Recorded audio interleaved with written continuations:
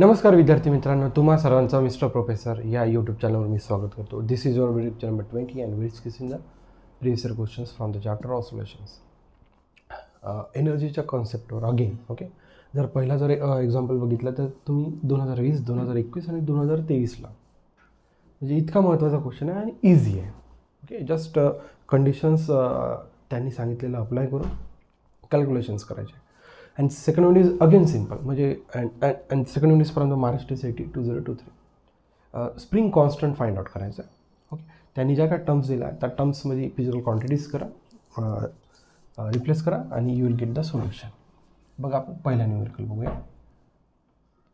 बघा काय म्हटलं त्यांनी.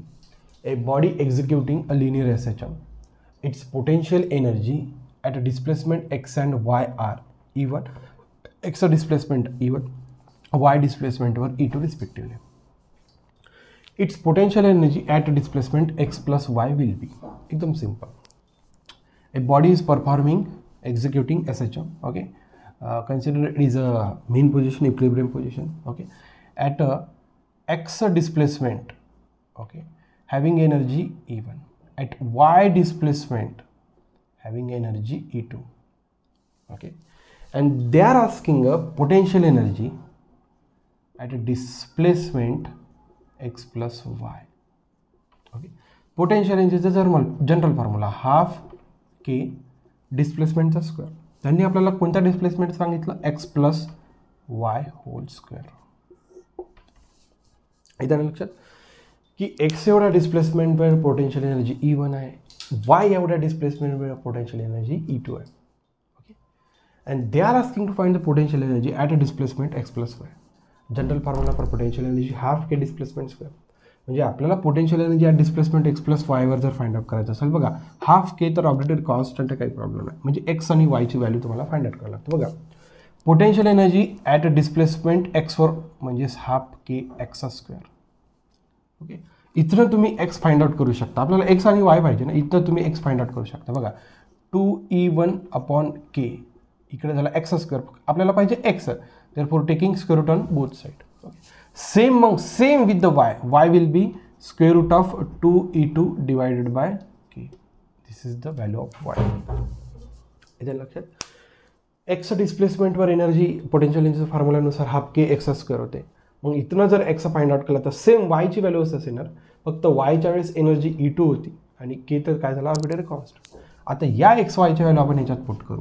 ठीक आहे, therefore potential energy becomes half k.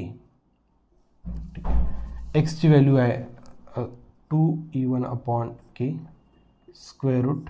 ठीक आहे, प्लस y ची व्हॅल्यू आहे square root of 2E2 upon k. याचा होल काय तर स्क्वेअर. x प्लस वाय त्याचा काय स्क्वेअर, x प्लस वाय त्याचा काय स्क्वेअर.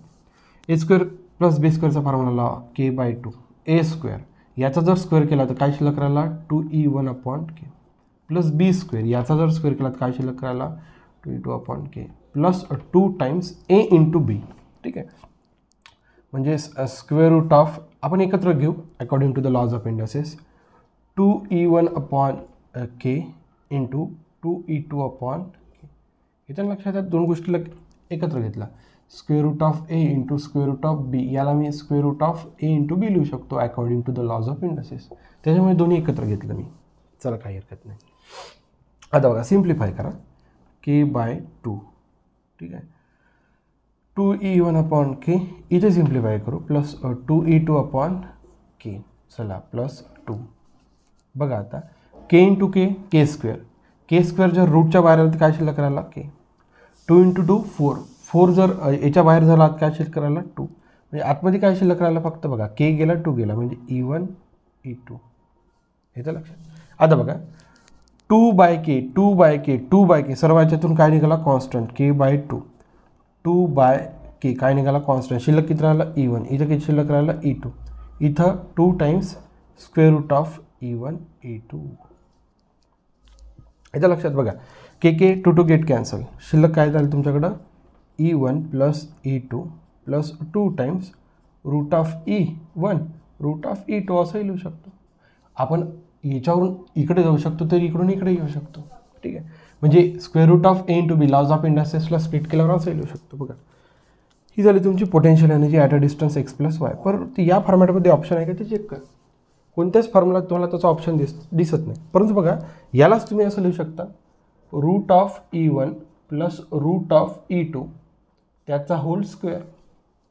इथे लक्षात बघा याचा जर स्क्वेअर केला आता A plus B whole square formula लावू ए स्क्वेअर तर square root and square get cancel B square square root and square 2 times A into B म्हणजे हा formula root E plus root E2 त्याचा whole square. Okay and the second option is present. आणि तुम्ही जर question जर बघितला तर 3 वेळाची विचारलेला आहे 2020 2021 आणि 2023 म्हणजे किती इम्पॉर्टंट क्वेश्चन आहे लक्षात घ्या. कंडिशन आहे फक्त एक कॅल्क्युलेशन्स आहे. या कॅल्क्युलेशन्समुळे थोडं आपल्याला भारी वाटतं परंतु इझिली तुम्ही त्या क्वेश्चनकडे वळू शकता. येत्या लक्षात एक्स डिस्प्लेसमेंटवर E1 एक्स टू वाय डिस्प्लेसमेंटवर E2 त्याच्यामुळे मग potential energy at X plus Y किती पोटेन्शियल जर मग हाफ के डिस्प्लेसमेंटचा स्क्वेअर डिस्प्लेसमेंट किती एक्स प्लस वाय. मग एक गोष्ट लक्षात आली की एक्स आणि वायची व्हॅल्यू पाहिजे. मग दिलेल्या कंडिशन्सवरून एक्स वायची व्हॅल्यू पुट केलं मग सिम्पल कॅल्क्युलेशन्स आहे. याचं लक्षात बघा तुम्ही पॉज करून नोट डाऊन करा जेणेकरून आपण न्यूमेरिकल नंबर सेकंड सॉल्व्ह करू शकतो.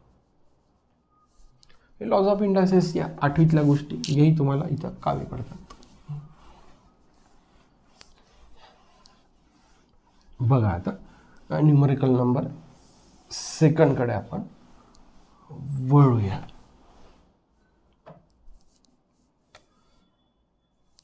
ओके अशा पद्धतीने आपण न्यूमेरिकल नंबर पहिला सॉल्व्ह केला. महत्त्वाचा होता 20 21 आणि 23 म्हणजे त्याची प्रॉबॅबिलिटी बघू शकता. बघा second one is from the Maharashtra city 2023. A body attach to a spring काही हरकत नाही oscillates in a horizontal plane with a frequency N काय हरकत नाही. बघा समजा ही स्प्रिंग आहे या स्प्रिंगला समजा एखादी बॉडी अटॅच आहे आणि ही अशी ऑसिलेट होत आहे. This is mean position this is positive extreme point this is negative extreme point on a horizontal plane. A spring attach to a body which is oscillating on a horizontal plane काही हरकत नाही with a frequency n. its total energy is capital E. त्या बॉडीची total energy capital E. If the velocity in the main position is V main पोझिशनला तिची velocity V आहे तिची total energy E आहे ठीक आहे आणि किती फ्रिक्वेन्सी आणि या फ्रिक्वेन्सीने ती बॉडी काय होतं oscillate. Then the spring constant K is okay या स्प्रिंगचा आपल्याला काय फाइंड आउट करायचं आहे स्प्रिंग कॉन्स्टंट. चला काय हरकत नाही. बघा त्यांनी गिवन दिलेलं आहे बॉडीची total energy half K A square this is a formula for total energy. Okay and we have to find this K. Okay therefore K becomes 2 times E upon एचा स्क्वेअर. येतं लक्षात. टोटल एनर्जीच्या फॉर्म्युल्यावरून आपण K left hand साईडला shift केला. आता बघा ई म्हणजे काय एनर्जी ओके ए म्हणजे काय ॲम्प्लिट्यूड. आता इथे बघा इथे वे आणि त्या बॉडीची आपल्याला काय दिली velocity V equals to A omega. Okay हा झाला तुमचा वेलॉसिटीचा फॉर्म्युला. इथून तुम्ही A equals to V upon omega लिहू शकता कारण की आपल्याला इथं फाइंड आउट काय करायचं आहे ए. याचं लक्षात तुम्ही जर ऑप्शन्स बघितले सगळ्या ऑप्शन्समध्ये तुम्हाला बघा ई दिसते E okay E E E E त्याच्यामुळे तुम्हाला ईला रिप्लेस करण्याची गरज नाही आहे. तुम्हाला रिप्लेस कोणाला करावं लागणार एला. ओके त्याच्यामुळे त्यांनी मग वेलॉसिटी दिलं आहे at mean position V equals to A बघा. ओके बघा therefore amplitude equals to V upon omega. बघा आणि सगळ्या ऑप्शनमध्ये तुम्हाला व्ही पण दिसते बघा इथं व्ही स्क्वेअर आहे ओके इथे व्ही स्क्वेअर म्हणजे व्ही दिसतं म्हणजे तुम्हाला व्ही रिप्लेस करायचं नाही तुम्हाला काय रिप्लेस करायचं omega. Omega is nothing but 2 पाय फ्रिक्वेन्सी 2 पाय फ्रिक्वेन्सी ही ॲम्प्लिट्यूडची व्हॅल्यू इथं पुट करा. आता देअरफॉर के बिकम्स 2 टाइम्स ए ॲम्प्लिट्यूडचा काय स्क्वेअर म्हणजे व्हीचा स्क्वेअर ठीक आहे डिवायडेड बाय 2चा स्क्वेअर 4 पाय स्क्वेअर एन स्क्वेअर ठीक आहे. देअरफॉर के इक्वल्स टू ही सगळी टर्म वर जाते 4 × 2 8 8 times E pi square N square divided by V square. This is the spring constant 8. बघा 8 फक्त याच ऑप्शनमध्ये दिसते pi square N square E divided by V square. Therefore the option number this.